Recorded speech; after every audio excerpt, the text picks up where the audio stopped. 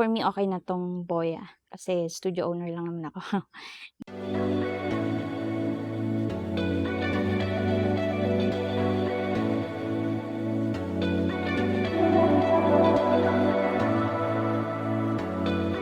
So today we are going to do a product review sa ating bagong toy para sa studio for content creation. This is Boya Magic from Boya. So cute. At first, akalain mo isa lang siyang maliit na microphone kasi like this one. So, hindi niyo nakikita pero naka-clip siya sa damit ko. So, ayan siya. Kita ba? Ganyan siya kaliit. So, very discreet lang yung microphone niya. So, para lang siyang, kala mo mic lang siya ng ng mobile device. Pero hindi.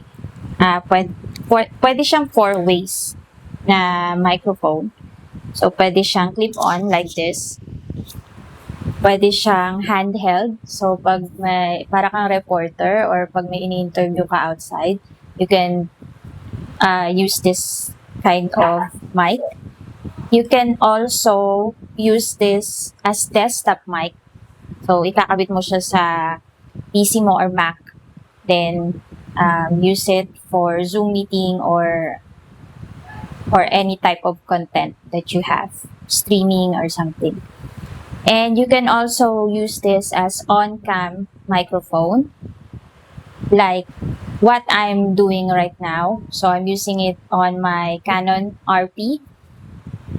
Kaya, ayan, wala kayong naririnig na background noise. Actually, may electric fan ako sa gilid. As you can see, nahangin-hangin yung aking hair. Pero hindi nyo siya naririnig dahil dito sa Boya Magic. So cute. So, I wanted to know kung useful ba talaga to sa studio or another toy lang or gadget na itatambak na naman sa drawer. Pero, we'll see. So, let's do the unboxing. Inside the box, we have the microphone, transmitters, receiver, charging case, and the different accessories depending on your kit. Ang gusto ko agad dito is very compact siya. Hindi siya yung type of equipment na kailangan mo ng separate bag just to bring it with you. And the most important for me kapag may shoot, etong compact na bag lang. Kasi sa dami ng dala ko lagi sa shoot, eto very minimal lang siya.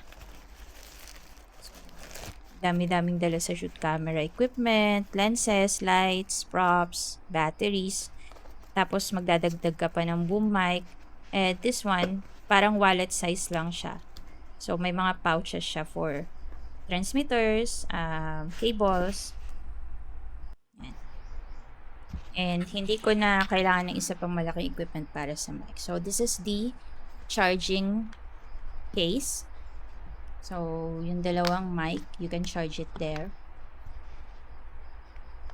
So, napakaliit lang ng mic ko. Magnetic siya.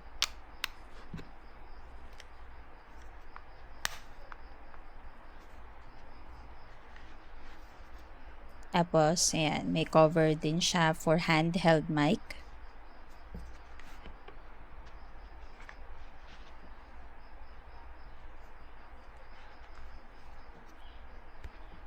And if you want to change the cover to a plain one, pwede naman.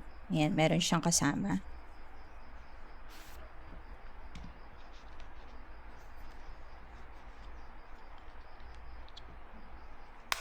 So as you can see, it's very small. Hindi siya takaw tingin. Pero you can put something for noise cancellation or what do you call that? Wind protector. Ayan. So kapag nagmomotor ka, pwede mo siyang lagyan. So it's very easy to use. As you can see, the clip siya, tapos may magnet din.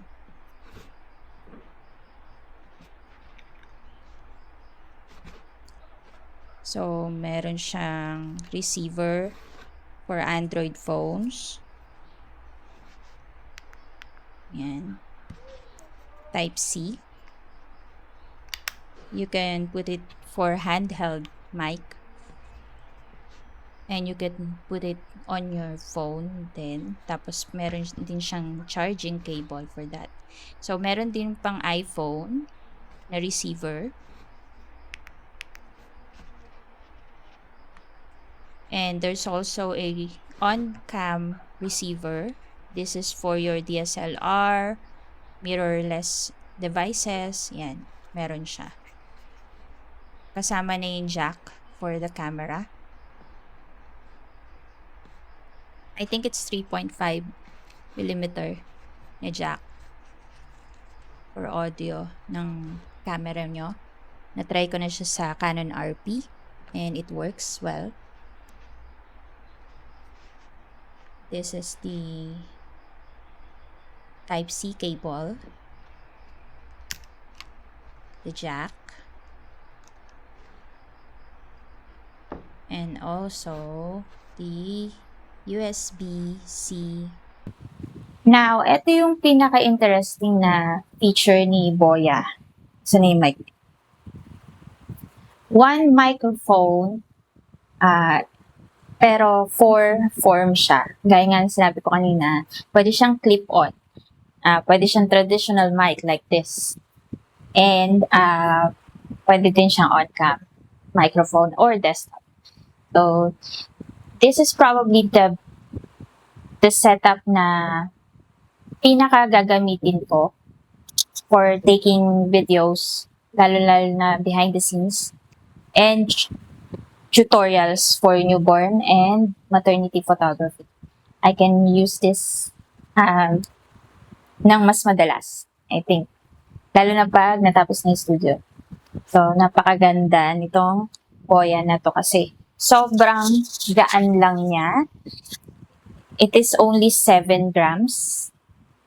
And pati yung transmitter niya sobrang gaan. Hindi ko pwede tanggalin yung transmitter kasi matatanggal siya sa RP. So, very lightweight lang yung transmitter niya. Hindi siya nakakahila ng damit. Tapos, pwede mo siyang itago. Pwede siya sa cup. I-clip mo lang ganon. Tapos, pwede siya sa relo. Very discreet lang. Hindi halatang content creator ka kapag suot-suot mo tong Boya. So, handheld. Ito yung pinaka-cute na ako. Sobrang cute niya kasi pwede mo siyang handheld microphone. Yung pag gusto mong interviewin yung client mo, you can use this. Halimbawa, hihingi ka ng testimonial sa client, you can actually use this as like this, but hindi siya, tas wireless pa siya. So, hindi siya nakakadyain sa client kapag tatanungin mo siya. Napaka-useful nito, especially if you have a studio and you want to do a content creation and using the client's testimonial, you can use this. Napaka-cute niya, professional siya tingnan. For example, may client ka na, or ako, for example, may client ako sa newborn and I want to ask them, how's the newborn session so far? So, after na session, and pwede mo siyang tanungin, Mommy, how was your experience today? Instead na may hawak ng malaking mic or boom mic or talagang or iaano mo pa sa client, pwede mo i-clip lang din eh. Kasi dalawa naman yung mic niya. So, ayun, pwede tong handheld. It can work well. Ang cute niya. Ang cute. Alam ko may nabibiling yung balot nito na iba-ibang color. Pero I like this one. It looks professional. Tapos meron siyang brand. But if you don't want to use if you don't want to show the brand name, meron naman siyang Kagaya ng pinakita ko kanina. Meron naman siyang ganito. Ayan. So, plain lang siya. Teka, balik ko lang. Alright, so yung third na feature ni Boya, yung pinaka-cute, pwede siyang desktop kasi meron siyang hindi ko alam kung nakikita. Ayan. Meron siyang lagayan ng or pwede mong ilagay yung tripod. Yan. There you go. So, pwede siyang desktop mode. So, if you have a Zoom meeting with a client or inquiries, just put it on your desktop and then you're good to go. Pwede mo na siyang gamitin din kung nagpa-podcast ka, you work from home and you do the podcast. Kaya yung ginagawa ko dati. Nagpa-podcast ako. Sana pala binili ko to noon. Mas maganda siguro yung mic ko. Hindi nagpuputol-putol. Ayun, pwede mo siyang gamitin. Napakaganda niya for podcast. Ang ganda ng sounds. Para nasa studio talaga. And fourth, pwede rin siyang on-cam microphone. So, pwede ko siyang gamitin sa loob ng studio as a microphone for my BTS, behind the scenes. And I can also use this outdoor. So, ipapakita ko sa inyo later on kung hanggang saan siya gagana, kung ilang meters ang kaya niya kapag ginamit ko siya outdoor. Kung kailan siya magpuputol-putol. As far as I know, you can use this up to 100 meters. But we will see. We will try it later on. Now, let's talk about the main feature ni Boya Magic is the AI noise cancellation. As you can see, or as you can hear, hindi niya naririnig yung electric fan sa gilid ng RP ko kasi I'm using the AI noise cancellation. It is up to 45 decibel. 40 or 45? Let me check again yung features niya. Hindi ko pa kasi ganun kasaulado, pero as far as I know, it is 40 decibel. Let's see. Yeah, 40 decibel siya. And ito yung nakalagay dito. Boya says the Magic uses AI noise cancellation that can suppress unwanted noise up to 40 decibels in strong mode. While light mode can reduce background noise while keeping more of the natural ambience, ito talaga nasusurpress niya lahat. So, kaya hindi niya naririnig. Well, pag naka-green, ayan. Kapag naka-green siya,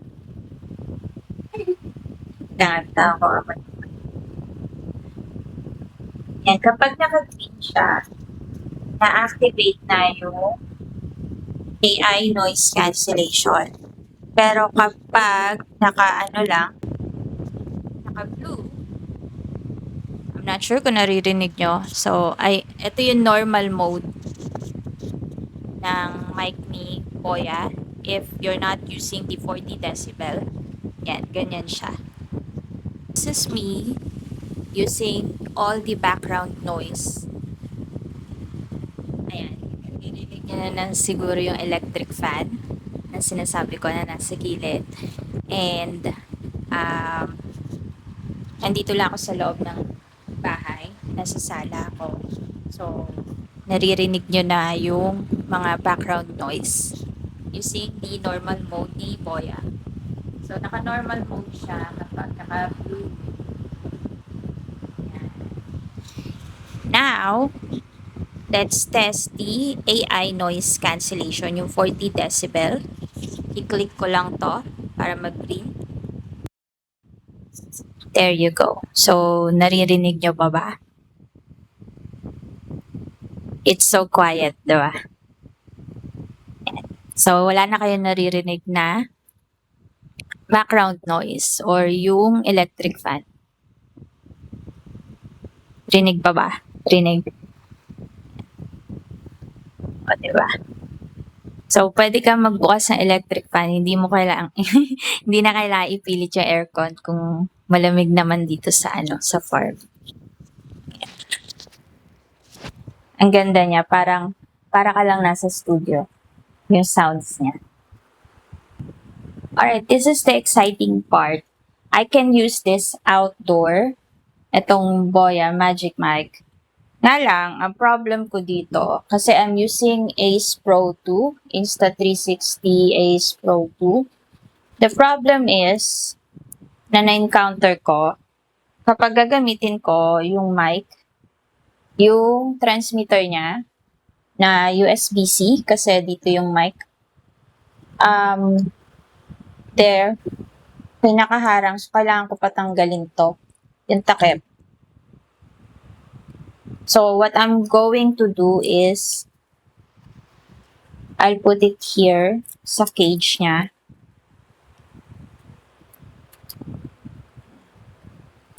Lalagay ko sa cage ni Insta360. And then, yung transmitter niya, gagamitin ko yung transmitter na nandito sa RP. Lalagay ko dito on top of Insta360 Ace Pro 2. And then, ikakabit ko yung USB-C na connector for the transmitter. This one. Yan. Para magamit ko siya, para hindi na rin ako mamroblema na tanggal-tanggalin tong takip ng mic. Kasi I don't want to ruin my Ace Pro 2. And mamaya magkamali. Natatanggal naman to, kaya lang baka magkamali ako tapos masira ako. Sayang naman. So, let's try the outdoor. I'm gonna remove it sa RP and then use it here. Okay. Dito tayo. Yan. Alright. And this is actually where I'm most excited to use the Boya Magic. Kasi, syempre, di ba, we're shooting here inside the farm and hindi natin maiiwasan yung mga environmental sounds like yung may hangin na malakas, birds, mga insects, and yung mga taong nag-uusap, mga animals. So, and sometimes may mga random na farm sounds na hindi natin ini-invite sa videos. Pero, nare-record siya. So, ngayon, I'm using the regular feature ni Boya. So, naka-blue pa lang siya. Hindi pa siya naka-AI noise cancellation. Pero, this is how it sounds. Naririnig nyo pa ba yung mga birds? Medyo may konting background noise. So, let's see kung kaya niyang i-keep yung clear voice ko habang naglalakad or paikot-ikot dito sa farm without making very sound unnatural. So, we'll try the AI noise cancellation. There.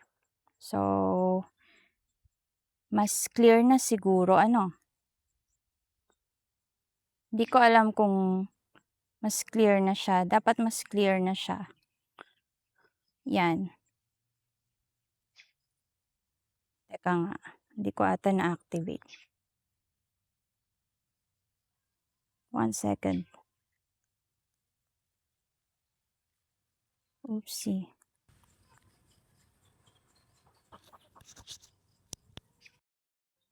There you go. Ayan. Na-activate ko na siguro siya. There. Hello, hello, hello, hello, hello. Mic test, mic test, mic test. Ayun. So, another feature that I really like or I really appreciate sa Boya Magic is yung limiter and safety tracker or safety track niya. So, yung feature na to, the Boya Magic has a built-in limiter to help prevent sudden loud noise or sounds from clipping. So, 'di ba may mga microphones na kapag kinlip mo biglang lalakas yung boses mo, gano'n siya. May mga mic na parang madikit ka lang somewhere or magalaw mo lang yung damit mo, biglang lalakas yung boses mo. So, si Boya, Magic is not like that. Meron siyang built-in na limiter to help prevent those kind of problem. Teka, sisilong ako kasi umaambon baka mabasa yung mic. Yung Ace Pro 2 okay lang naman. Ayan na, naghihingi na yung mga bibe. Silong lang ako dito. Ayan. There. So, ito pala yung mga bibe ko. Gusto niya dito tayo mag-ano. Tapos ayun yung mga pusa ko. Dito tayo mag-vlog. Tapos sa mga bibe. Hi guys. Nakikisilong lang din ako. Pwede naman yun, no? So, as I was saying, so may safety track recorded at a lower level siya. So may backup ka kapag biglang lumakas yung boses mo through clipping the microphone. And if you're ever edited a video tapos parang biglang may hello guys, ganyan. Kasi may sudden loud noise, na it will completely destroy your audio. So, napaka-useful ng feature ni Boya pagdating doon. Battery life. So, yung isa pang feature ni Boya, so according to this, each transmitter can run up to 6 hours on single charge while the charging case can extend the total battery life to around 30 hours. So, for me, yung 6 hours, sobrang useful na nun. It's already pretty decent. Kasi, ayan, vlogging lang naman siya more on studio behind the scenes lang naman yung nire-record ko. And I don't think lalampas ako ng 6 hours. Usually, yung shoot ko lang 2 to 4 hours eh. So, I don't think na need ko ng more than 6 hours. Pero, if 6 hours is very limited, you can use Holyland or other microphone brand like DJI mic. I think they have 24 to 48 hours of use. Pero for me, okay na tong Boya. Kasi studio owner lang naman ako. Hindi naman ako nagpa-podcast na. Dati siguro, yun. Kailangan ko ng much better na Pero, hi! Pero, natutuwa ako sa kanila. Nakatingin sila, eh. So, eto, okay na yung 6 hours. Hindi ko naman kailangan lumampas ng 6 hours. Pero, ayun nga. So, may charging case siya. So, it's very useful. So, after ng shoot, lalagay mo lang. So, you can charge it and you can use sa next shoot mo. Ganon. So, less chance na magkakaroon ka ng problem na, ay, lobat, ganon. hindi na need. Diba, guys? Oo naman kayo. Ang cute nila, no? Siesta sila ngayon pag ganitong oras. So, another feature ni Boya Magic, yung Boya Central app, wherein, according to this, there's also a Boya Central app where you can control things like AI noise cancellation, EQ, gain, and camera presets. So, kung ano man yung gamit mo, buti sumilong ako. Ayan, bumagsak na yung ulan. Naririnig niya siya, yung ulan?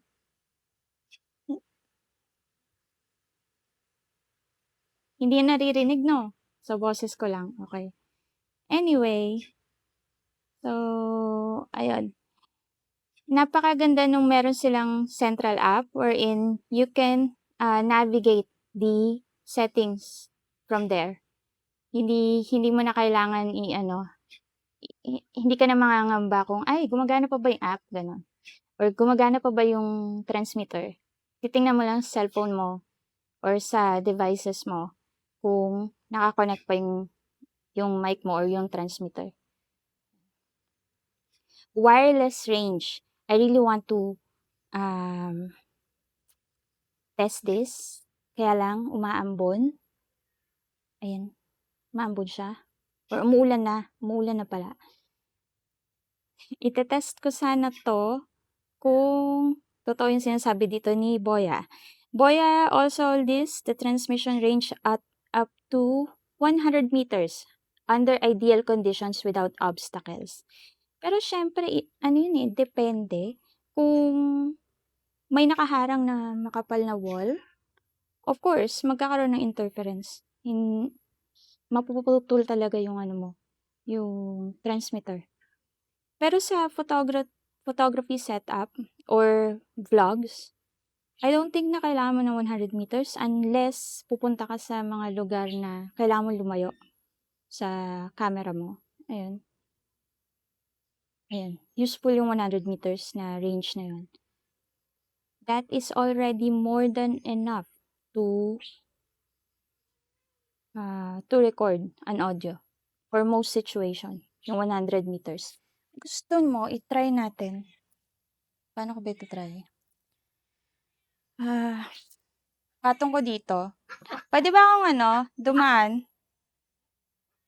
O mangi-istorbo ko? O may istorbo ko kaya? May gusto ba kayong sabihin, guys? Excuse me. Ang dami niya na naman tayo. Ayun, try natin Lalayo ako. Dapat naka-record sa... So, pupunta ako dun sa Kalamansi. Titignan ko kung mapuputol. Try ko lang. Try ko kung mapuputol siya. So, malalaman ko naman kung mapuputol kasi kapag hindi na to green. Ayan. Ambon na lang naman. So, lalayo ako Bye, guys. Hindi niya na ako makikita kasi pupunta ako dito banda. Check ko kung naririnig pa ako. Kung mapuputol siya. Pupunta ako sa pinakadulo ng Kalamansian. Wait lang guys naglalakad. Mabagal pa maglakad. Ambon kasi. Ilayo itong dulo ng Kalamansian So may kambing pa dito sa dulo. Olivia. Hindi yan narinig.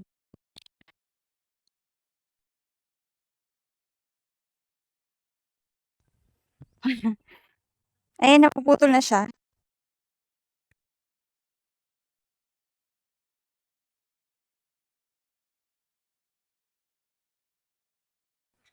Kasi medyo malayo na ako. So, I think naka 100 meters na ako. Ganun kalayo yung pinuntahan ko bago siya maputol. So, bilangin nyo na lang kung ilang steps yun. Teka, malapit na ako. Nakikita ko na yung mga bibe. Saglit. Grabe, na-test ko ng na-testing ko na siya, Ayan na. Naririnig niya na yung mga bibe, guys. Ayan. Bumalik na yung signal. There you go. I'm here na. Hi! Hirap. Hirap mag-content ang ganito po, Tix. Ayan. Ingay yung mga bibe. Hi, guys. Look at them. Jack in a row. Storbo daw ako, natutulog daw sila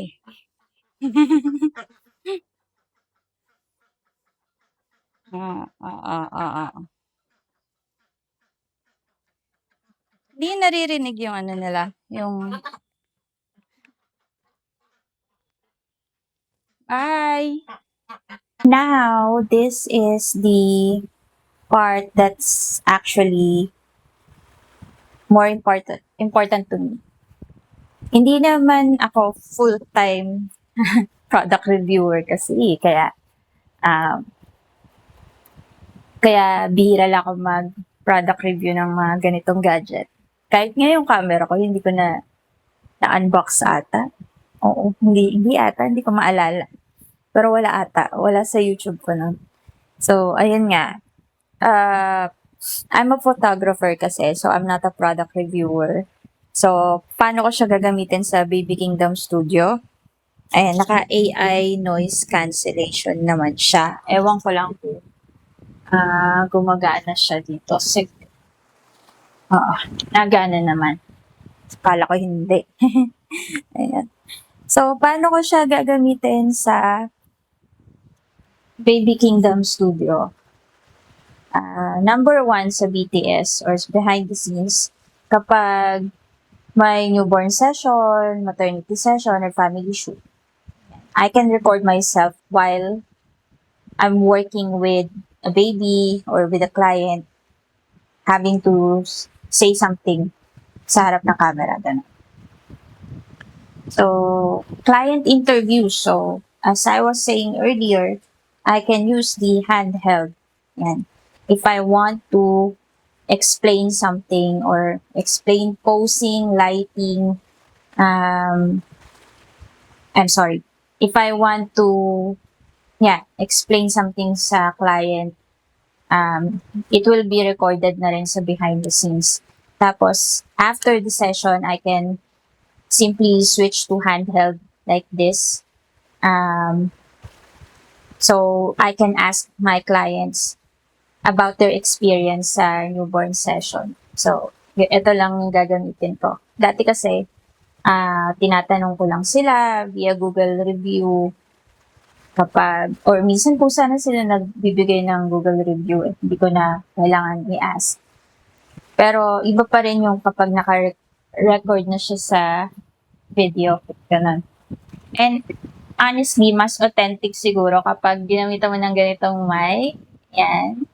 Siya mas professional tingnan yung content. Hindi puro post na photoshoot lang. Photography tutorial, siguro magagamit ko to sa mga newborn session ko. Especially yun nga kapag nag-explain ako ng lighting, ng mga newborn poses, magagamit ko yung mic. Kapag mag-explain ako ng safety, camera settings, how I create a particular setup, recording my prop making videos, ayan. So, clear na yung audio niya, hindi na garalgal, hindi na putol-putol. So, meron na akong magagamit. Kasi dati yung ginagamit ko lang yung lapel na mumurahin. Yung pang phone, so madali siya malobat, parang wala pang 30 minutes. Actually, siguro wala pang 5 minutes, lobat na agad siya. So, i-charge ko na naman. So, putol-putol yung mga video, nahihirapan ako i-edit, hindi siya tuloy-tuloy. So, ito, napaka-useful nito kasi 6 hours ko siya magagamit. Farm and studio content. So, I have another vlog when it comes to farm content. Meron akong Quacking Ina, which is a vlog about my ducks. So, minsan nagkakaroon ako ng mga content doon na explanation about ducks. About bibe. Yan. Very useful siya sa vlog. Ganyan. So, since ang studio ko nasa loob na ng farm, sobrang useful nitong mic. I can show the surrounding without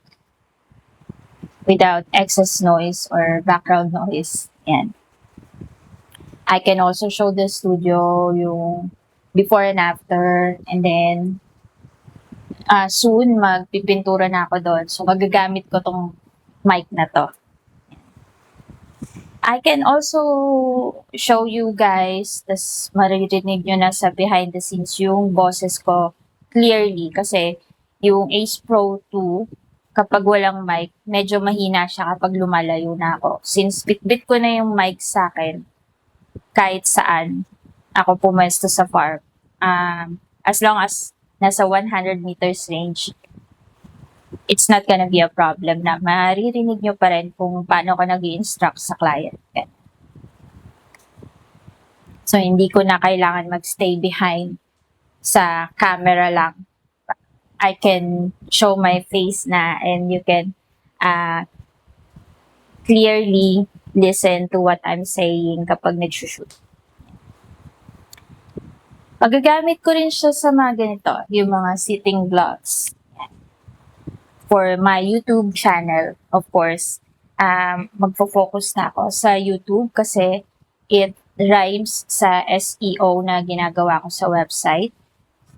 So, it works hand in hand kasi kapag nag-YouTube compared sa mga other platform like Facebook and what's the other one? TikTok. Yan. So, mas prefer ko mag-invest ng time and energy sa YouTube content. So, for example, pag gagawa ko ng mga video ng building a photography studio inside the farm, yan, a day in the life of a newborn photographer or studio owner. Yun, kahit mga simpleng ano lang, sample ng newborn shoot. Yan, pwede ko na siyang i-record. So, it's very useful din sa akin yung Boya Magic when it comes to that.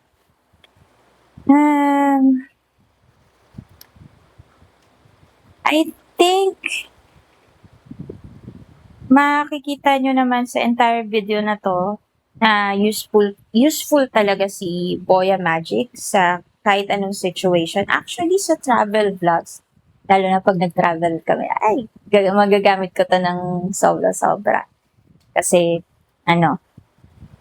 mali mo, pag may nagchichikahan or may gusto kami explain, ganyan.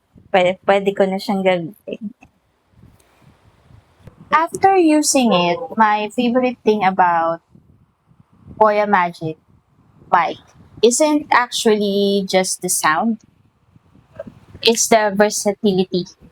Because I'm not just buying a wireless lav mic. I'm getting something that I can use as a lav, handheld, desktop mic, and pwede ko na siya ikabit kasi sa MacBook ko for Zoom meeting. Yan, pinaka gusto ko yun. Kasi hindi ko na ma-encounter yung problem ni client na, ay, hindi ko kayo marinig, ganyan. So, ayun. Camera mic. Ang tagal kong hinahanapan ng mic tong si RP para sa YouTube content ko nga. Ngayon, I'm thankful na nagagamit ko na siya. And for someone like me who does photography, YouTube, behind the scenes, interviews, and outdoor shoot, yung flexibility ni Boya Magic is actually sobrang useful talaga. Of course, hindi naman perfect yung product. First, don't expect AI noise cancellation to magically remove every single sound. Paano kung nasa construction site ka or nasa pinakamaingay na lugar ka tapos may nakatabi ka na sagap ng mic mo, hindi siya ganun ka-perfect. Alam mo yun, maano mo pa rin siya. Makikita mo pa rin yung difference. And sometimes, aggressive noise cancellation can also affect the natural quality of your voice. So, hindi naman maganda lagi kung lagi kang naka-AI noise cancellation, di ba? So, I would definitely test the light versus the strong mode ni Boya Magic. Depende sa environment. Halimbawa, kagaya niyan, nasa farm. Kung ayoko ng mga background noise, siguro gagamitin ko yung strong mode. Pero kung sa studio lang naman, kagaya nito, sa bahay lang naman, siguro yung light mode na lang. Unless nakatapat sa kanya electric fan like this, so I'm using the strong mode right now. So hindi niya naririnig yung electric fan. Second, yung advertised na battery life niya is up to 6 hours per transmitter and 30 hours dun sa charging case. So, actual battery performance can vary depending on the situation and how you use it. So, for me, okay na siguro yung yung 6 hours battery life niya per transmitter. Hindi ko naman siguro kailangan ng 48 hours kasi hindi naman ako nagla-live stream. Hindi na ako nagpa-podcast. Siguro dati, pwede pa. Pero ngayon, tinatamad pa ako mag-podcast. Hindi pa ako babalik doon. Kasi iba-iba yung schedule ng mga photographer and I badly need all the rest that I can get. Kasi nga, we're trying to get pregnant. So, ayun. So, wala sa nag-chat sa akin before. You know, kung sino kayo. I'm sorry guys, hindi pa talaga ako makakabalik sa podcast. Not yet. So, ayun. So, if you're using any mic, make sure na you always test your audio before hitting the record button or kagaya kanina, nangyari sa akin yun. Nag-record ako, yung pala garalgal yung boses ko, hindi pala kasi nakakabit ng maayos yung wire dun sa transmitter. Kaya hindi na-record ng maayos yung audio ko. So, make sure na you test the mic before the shoot. Ganun. Kasi kahit gaano kaganda yung microphone mo, if it's Holyland DJI mic, Insta360 na mic, or Boya Magic mic, if you forgot to turn on the transmitter, or if you forgot to plug in the wire properly, wala rin kwenta. Walang silbi yung pagbili mo ng mic. Ganon. So, would I recommend Boya Magic sa kapwa ko content creator or sa mga photographer? Especially if you want something that you can move between different setup, like yun nga, studio, then outdoor, without bringing the whole collection ng mic, yung mga ginagamit sa sa cinema, yung mga boom mic na malalaki. So, for my studio, I can definitely recommend. I can see myself using this for my behind-the-scenes client interviews, tutorials, YouTube content, outdoor farm, behind-the-scenes, and any type of photography session. This is very helpful and I can recommend this with other studio owners as well. Kasi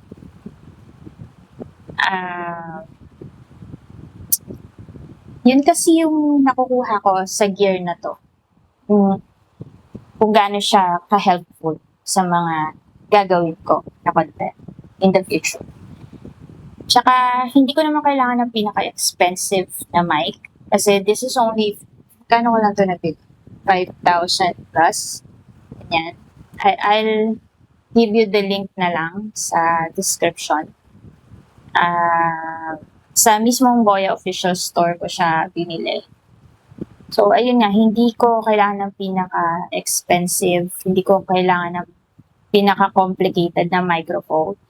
I just want something useful for my Canon RP, for my Ace Pro 2, para makapag-record ako ng content ng mas maayos.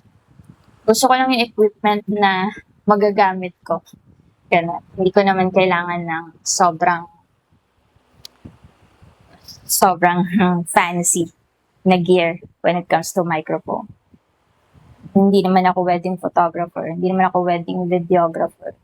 So, okay na sa akin yung Boya Magic mic.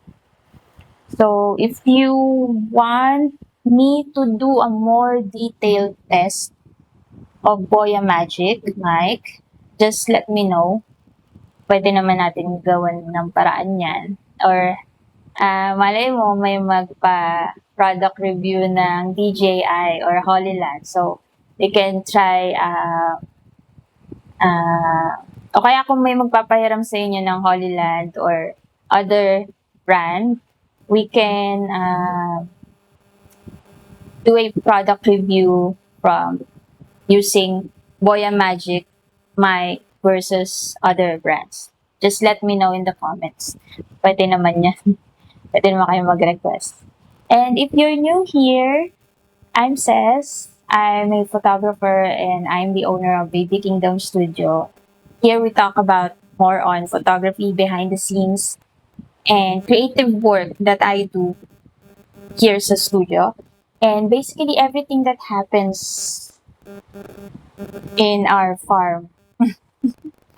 And if you're trying to do a photography business while making things at the same time, and if you're bored, you can just watch my other content sa YouTube channel ko. Thanks for watching, and I'll see you on the next video.